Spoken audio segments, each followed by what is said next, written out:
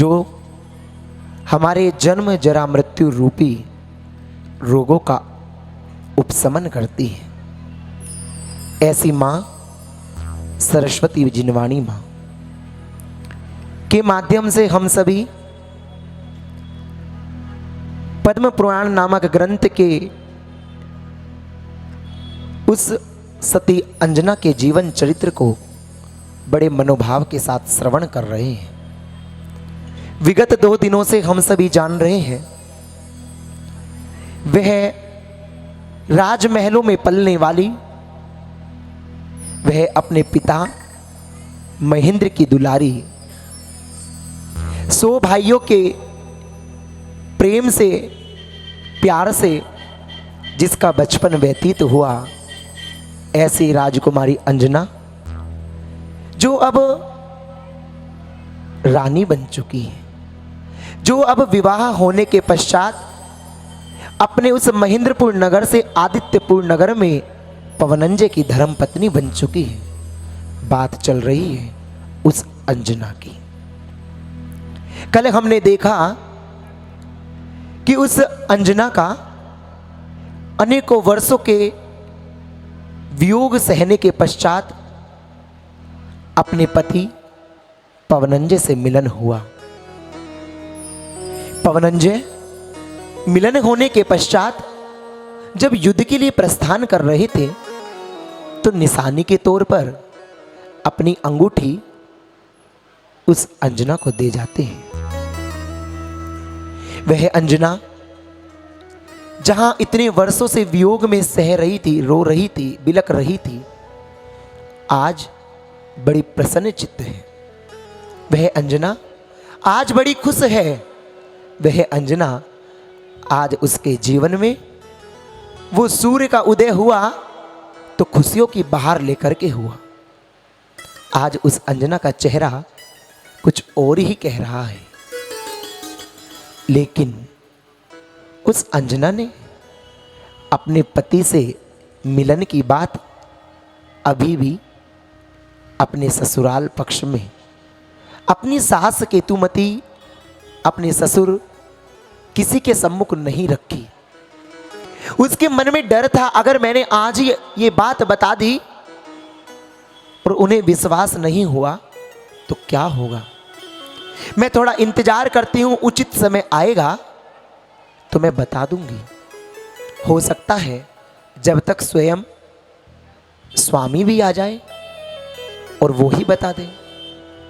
वह अंजना इस चीज का इंतजार कर रही है। समय व्यतीत हो रहा है, समय बीतता जा रहा है, बीतता जा रहा है, लेकिन ये समय बीतने के बावजूद भी रुकने वाला तो नहीं है। अब उस अंजना के लक्षण स्पष्ट झलकने लगे। उस अंजना के गर्भ के लक्षण उस उदर के माध्यम से स्पष्ट दिखाई देने लगे। अब वह अंजना गर्भ को धारण कर चुकी है। उसके उस कुक्षी में एक संतान आ चुकी है। कब तक छुपाएगी दुनिया वालों से उस सच को। जब गर्भ का लक्षण स्पष्ट झलकने लगा, सास केतुमती ने एक दिन उस अंजना से पूछा, क्यों री दुष्टा, कलंक लगा दिया ना? क्यों री कलंकी, तूने अपने कुल की मान मर्यादा को कर दिया भंग। क्यों री पापिन, तूने आज सारी मर्यादाओं को तोड़ दिया। ये क्या किया? वह अंजना सास केतुमती के इन वचनों को सुनकर के थोड़ी व्यथित हो गई। उसे अब समझ आ रहा है कि मैंने सास केतुमती के सामने इस बात को ना बता करके कितनी बड़ी गलती कर दी।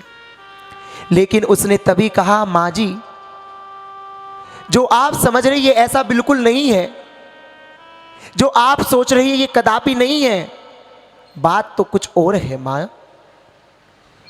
जिस दिन स्वामी युद्ध के लिए गए थे ना, अचानक रात्रि के तृतीय पहर में उनका मन मुझसे मिलने का हुआ था और वो रात्रि के समय मेरे से कुटिया में मिलने आए थे।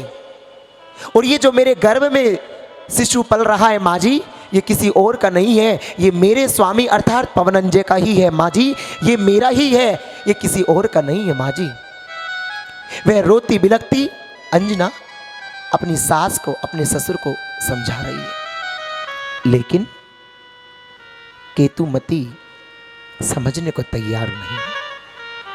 जब ऐसी स्थिति बनती है तो शायद ही कोई समझदार उस स्थिति में निर्णय ले पाता हो, क्योंकि जिस मां ने 19 वर्षों तक, लगभग 20 वर्षों तक अपने पुत्र को उस वधू से दूर देखा, जिसने अपने पति, अपने पुत्र को उस स्त्री के पास जाते नहीं देखा, कभी बातचीत करते नहीं देखा, वो उस स्त्री के कहने पर भला कैसे विश्वास कर ले। लेकिन क्या अंजना झूठ बोल रही थी? अंजना भी झूठ नहीं बोल रही है, सास भी अपनी जगह सही है। बसंत तिलका नाम की वह सखी भी उस सास केतुमती से कह रही है, माँ जी अंजना सही कह रही है, रात्रि में ऐसा हुआ था। लेकिन वो मानने को तैयार नहीं। उसने उस राजकुमार की अंगूठी भी दिखा दी, लेकिन वो तब भी मानने को तैयार नहीं। उसने उसको दुष्ट कहा, कलंकी कहा, कुल की मान मर्यादा को भंग करने वाली कहा, उसको तरह तरह की बुरे वचनों से पुकारा और सेनापति को आदेश दिया, ऐसी दुष्टात्मा को हमारे महल में और हमारे महल के चारों तरफ इसकी परछाई भी दिखाई नहीं देनी चाहिए। जाओ सेनापति, इसको घनघोर जंगल में छोड़ाओ। अब वह मां कितनी निष्ठुर हो गई। अभी तक तो केवल कुटिया में रह रही थी, कम से कम इस बात से संतुष्ट थी कि मेरे परिवार के लोग, मेरे सास ससुर, मेरे पति मेरे सामने हैं। लेकिन अब क्या कह दिया, जंगल में छोड़ दो। जब तो मैं अकेली थी, रह रही थी, कोई बात नहीं, मेरे गर्भ में शिशु है, इसको लेकर कहां जाऊंगी। माँ जी मेरी बात का विश्वास कीजिए, मैंने कोई पाप नहीं किया माँ जी, ये संतान आप ही के राजवंश की है माँ जी। वह गिड़गिड़ा रही है, रो रही है, बिलक रही है, लेकिन कोई सुनने को तैयार नहीं है। यह है कर्मों की लीला। कैसे कैसे समय बदल रहा है। एक दिन पहले उसी पवनंजन ने लात मारी, दुत्कारा, उसको कहा मर जा। उसी रात्रि में समय ने ऐसा पलटा कि रात्रि में उन दोनों का मिलन हो गया, फिर से वो दुख सुख में परिवर्तित हो गया। और कुछ ही दिन बीते, फिर से वही दुख की घड़ी। कुछ ही दिन वो सुख के दिन उन आशाओं के कारण जी रही थी, लेकिन जैसे ही वो गर्भ के लक्षण दिखे, फिर से वो दुख के दिन आ गए, फिर समय ने पलटा मार दिया। अब वह सेनापति के साथ अपनी सखी बसंत तिलका को लेकर जंगल की ओर चल दी। रथ में बिठा दिया और घनघोर जंगल में ले जाकर के उन दोनों को छुड़वा दिया गया। जिस जंगल में चारों ओर क्रूर पशुओं की चित्कार सुनाई दे रही है, जिस जंगल में चारों ओर घनघोर अंधेरा दिखाई दे रहा है, जिस जंगल में चारों ओर दूर दूर तक कोई मनुष्य दिखाई नहीं देता, जिस जंगल में भयंकर क्रूर हिंसक पशुओं की दहाड़ने की आवाज आती है, जहां देखो पशु ही पशु, ऐसे घनघोर जंगल में जहां ना दिन होने का पता चलता, ना रात्रि होने का पता चलता, ऐसे भयानक जंगल में वह बेचारी राजकुमारी जो बड़े नाजों से पाली गई, जिसने कभी इतना सा दुख नहीं सहा, अब वो राजमहलों को, उस कुटिया को भी छोड़ करके जंगल में आ गई। क्या करे, कहां जाए, किसको अपना दुखड़ा सुनाए। बड़ा विचित्र समय है। तभी उस जंगल में उस अंजना को एक गुफा दिखाई देती है। वह अंजना उन कोमल से पैरों से जिन पैरों को उसने कभी उन राजमहलों में भी बड़े सोच समझ करके रखा, जिसके चलने से पहले दास दासी फूल बिछाया करते थे, आज वे कांटों पर चल रही है। आज वे अंजना उन कंकरीले पत्थरों पर चल रही है और उस गुफा की ओर जाती है। अचानक देखती है गुफा के अंदर एक अमित गति नाम के चारण रिद्धिधारी मुनिराज ध्यान में लीन है। जैसे ही उस अंजना की नजर उन ध्यान में लीन मुनिराज के ऊपर पड़ती है, वह अंजना आंखों से आंसू झरने लगते हैं। अब उस अंजना की आंखों में दुख के साथ साथ कुछ सुख का भी क्षण आ गया, क्योंकि मुनिराज दिख गए। एक आशा की किरण नजर आ रही है। इस भयानक जंगल में जहां कोई प्राणी दिखाई नहीं दे रहा है, जहां कोई मनुष्य दिखाई नहीं दे रहा है, वहां मुनिराज के दर्शन हो जाए तो किसको साता ना मिले। वह अंजना उन मुनिराज को नमोस्तु करती है। वह बसंत तिलका उन मुनिराज को नमोस्तु करती है। जैसी नमोस्तु निवेदित किया, मुनिराज अपनी आंखें खोलते हैं और आशीर्वाद देते हुए कहते हैं, पुत्री, हे राजकुमारी, आइए, तुम्हारे इस सब दुख होने के पीछे का कारण मैं तुम्हें बतलाता हूं। सोचो, वे मुनिराज चारण रिद्धि के धारी थे, अवधि ज्ञानी थे। उन मुनिराज से उस अंजना ने अभी तक कोई सवाल नहीं किया, अभी तक उस अंजना ने उन मुनिराज को अपनी पीड़ा नहीं बताई, लेकिन मुनिराज पहचान गए।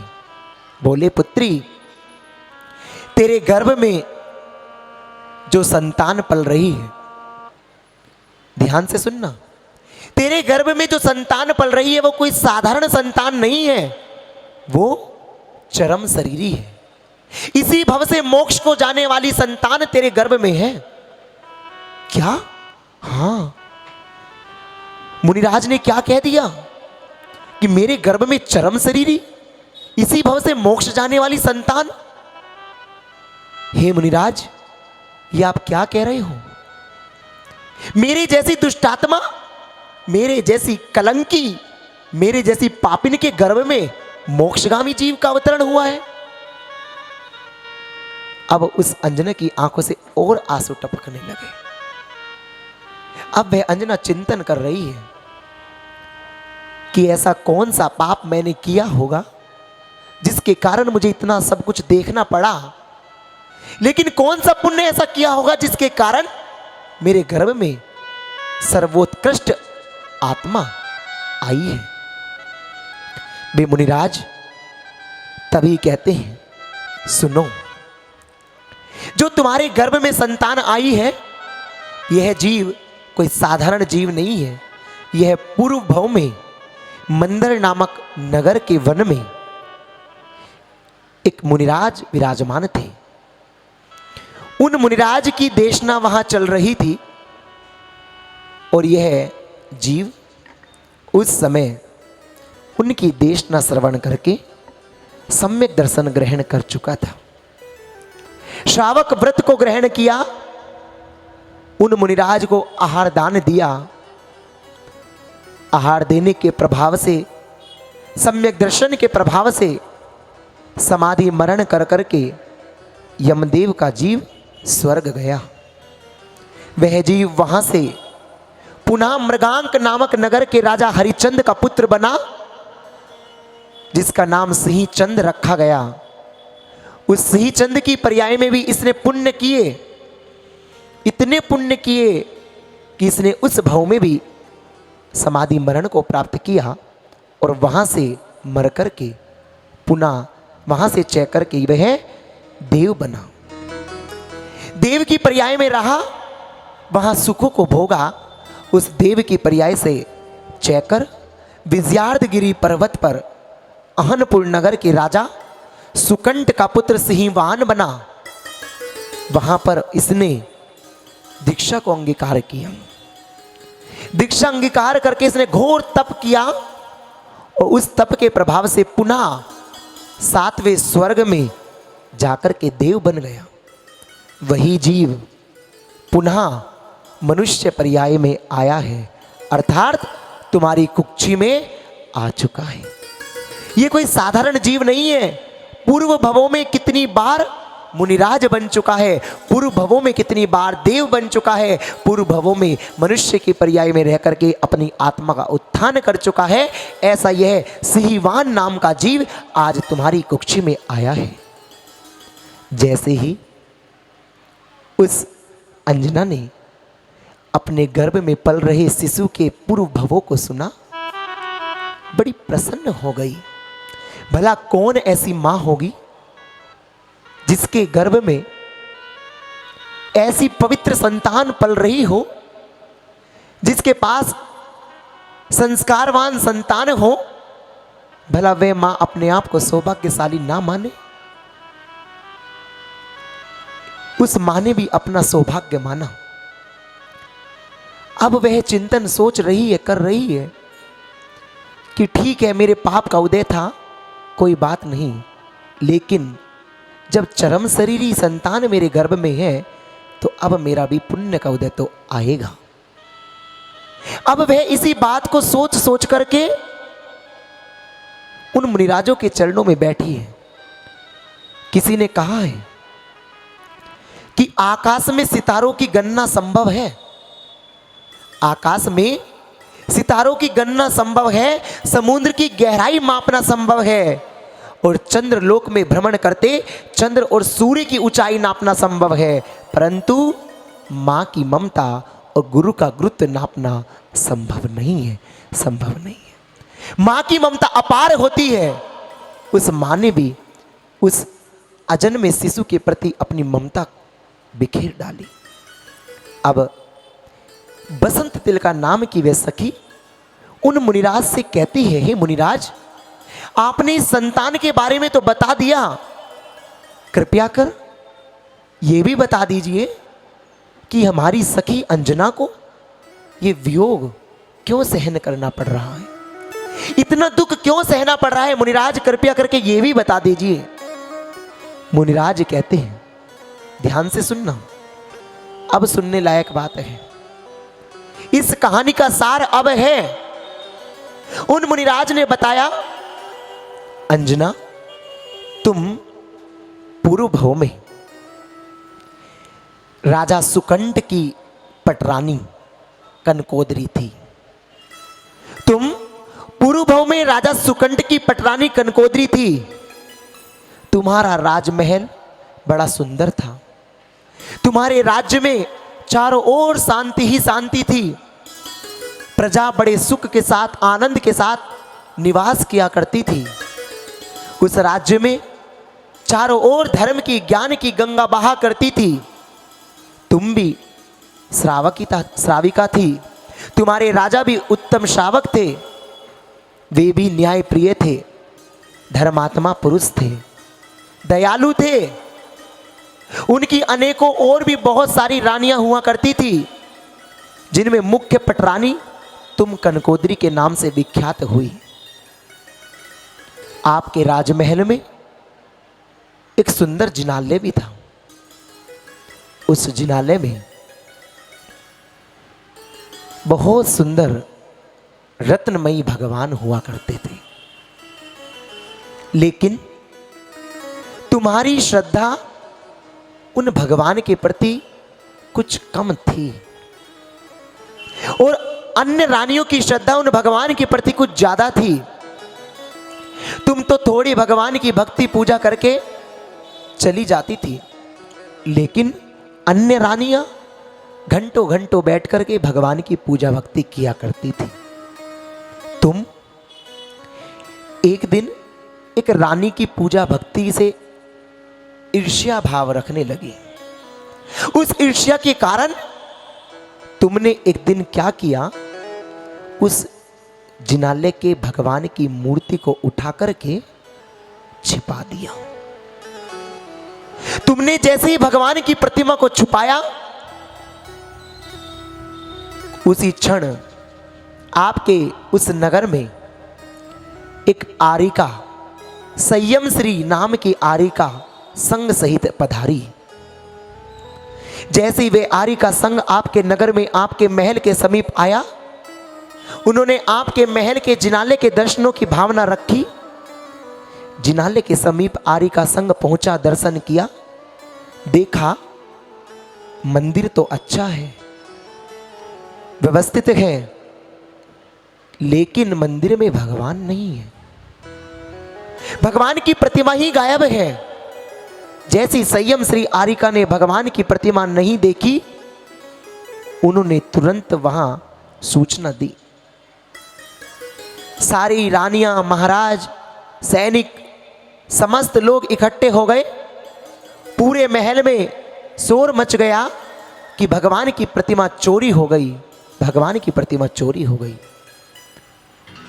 अब उन संयम श्री आरिका माताजी ने उसी क्षण वहां बैठ कर के उपदेश दिया कि जिसने भी ये दुष्कृत्य किया है वह उन कर्मों को काट नहीं पाएगा, क्योंकि आचार्य भगवान कहते हैं यह जीव निदत्ति निकाचित जैसे कर्म का बंध अगर करता है तो देव शास्त्र गुरु की शरण में करता है, और अगर उन कर्मों का क्षय करता है, उन कर्मों को काटता है, तो भी देव शास्त्र गुरु के चरणों में ही काटता है। आरिका मां अपना उद्बोधन दे रही है। जिसने भी ये भगवान की प्रतिमा चुराई, जिसने भी ये दुष्कृत्य किया, जिसने भी ये महापाप किया, वह अपने कर्मों से बच नहीं पाएगा।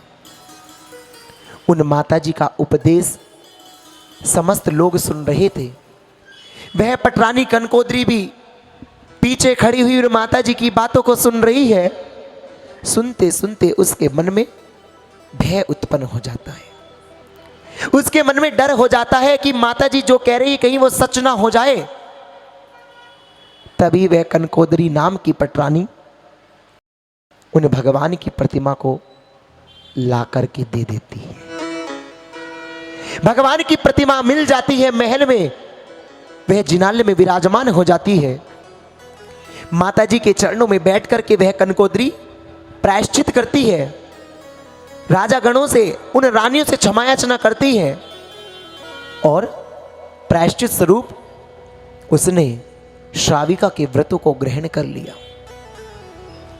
22 घड़ी के लिए उसने उस प्रतिमा को छिपाया था। कितनी 22 घड़ी। इसलिए उस अंजना को आज 22 वर्षों का ये वियोग देखना पड़ रहा है। ये मुनिराज बता रहे हैं अभी वियोग काल पूरा नहीं हुआ, अभी तो और भी है। तुमने 22 घड़ी के लिए उन भगवान जिनेंद्र की प्रतिमा को छुपाया, इसलिए तुम्हें 22 वर्षों का पति का वियोग सहना पड़ रहा है। यह है कर्मों की लीला। आपने वह धन्य कुमार चरित्र पढ़ा होगा, वह अकृत पुण्य की कथा पढ़ी होगी, जिसने केवल उस सेठ के जिनाले से प्रतिमा चोरी करने के भाव बनाए थे, चोरी नहीं की थी। उस चोरी करने के भाव बनाने मात्र से क्या हुआ, उस भाव में तो दुख सहने ही पड़े। लेकिन अगले भाव में जब जन्म हुआ तो जन्म होते ही पिता की मृत्यु हो गई, जन्म होते ही पूरे घर मकान संपत्ति बिक गई, जन्म होते ही पूरा गरीबी का माहौल हो गया। जो कभी उसके सेठ के महल में नौकर थे, आज वे नौकर सेठ हो गए, और वो सेठ का बच्चा नौकर हो गया। उस अकृत पुण्य के जन्म होते ही ऐसा पाप का उदय आया कि खाने के लिए कुछ नहीं मिला, तो उस नौकर से जो सेठ बन चुका है चने के दाने मांग करके लाया, और वे चने के दाने भी रास्ते में ही पूरे के पूरे निकल गए, वे भी खाने को ना मिले। उस नौकर ने उसको स्वर्ण मुद्राएं दी तो हाथ में आती अंगारे बन गए। ऐसा पाप का उदय उसका आया। कहने का तात्पर्य इतना ही है कि भावों से कारण भी व्यक्ति को कितने दुख सहने पड़ते हैं। उसी अकृत पुण्य ने उसी पर्याय में जब उन मुनिराज का आहार उनके कुटिया में हुआ तो उस खीर को देने के भाव बनाए थे। उसने आहार दिया नहीं था। उसकी माँ अपने हिस्से की खीर दे चुकी थी, मुनिराज के हिस्से की खीर दे चुकी थी। जब मुनिराज का आहार नहीं हुआ तो वह बाहर खड़ा अकृत पुण्य देख रहा है और वो माँ उस अकृत पुण्य के चेहरे को देख रही है कि क्या करूं, जो बेटा खीर खाने के लिए लालायित है अब उसकी खीर मुनिराज को दे दूं तो बेटे को क्या खिलाऊंगी। वो बेटा बाहर से खड़े होकर के माँ को कहता है, माँ मेरे हिस्से की भी खीर मुनिराज को दे दो। इतना कहने मात्र से उस अकृत पुण्य का, इतना तीव्र पुण्य का बंध हुआ कि उसका नाम अगले भाव में धन्य कुमार पड़ गया और उसने स्वर्ग जैसी उस विभूति को प्राप्त किया और फिर मोक्ष को भी प्राप्त किया केवल भाव बनाने मात्र से। इस अंजना ने भी भाव नहीं बनाए, प्रतिमा चोरी की और 22 वर्षों तक पति का वियोग सहा। श्राविका के व्रत तो ग्रहण कर लिए, प्रायश्चित ले लिया, मूर्ति वापस रख दी। वह रानी मर कर के वहां से पुनः उस रानी हृदयवेगा की पुत्री अर्थात अंजना बनी। अब वह अंजना अपने पूर्व भाव को सुनकर के पुनः ग्लानि के भाव से भर जाती है। पुनः उसके मन में प्रायश्चित की भावना आ जाती है कि मैंने एक श्रावक कुल में जन्म लेकर के मैंने एक न्यायप्रिय धर्मात्मा राजा की पटरानी होकर के इतना दुष्कृत्य किया, मैंने इतना बुरा कार्य किया। मैं अपराधी हूं, मैं दुष्ट हूं।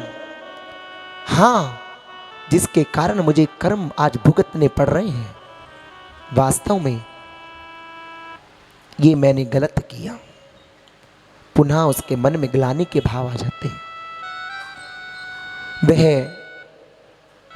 मुनिराज से पूछती है कि हे भगवान, क्या अब ये वियोग मेरा पूर्ण होगा या अभी और देखना बाकी है? कैसे पूर्ण होगा? क्या मेरे पति से मेरा मिलन होगा कि नहीं होगा? क्या मैं हमेशा अपने पति के वियोग में ही जीती रहूंगी? क्या मेरी संतान का जन्म इस जंगल में ही होगा? क्या मेरी संतान का जन्म महलों में नहीं हो पाएगा? हे भगवान बताइए, मेरा तो पाप था लेकिन इस संतान ने क्या किया कि इसको इस जंगल में रहना पड़ रहा है? भगवान कब आएंगे मेरे पति लौटकर? कब मेरे ऊपर से एक कलंक हटेगा? लेकिन ये कलंक तो कल हटेगा। कल हम आगे इसकी चर्चा करेंगे। आज यहीं विराम देते हैं। बोले भगवान महावीर स्वामी की जय।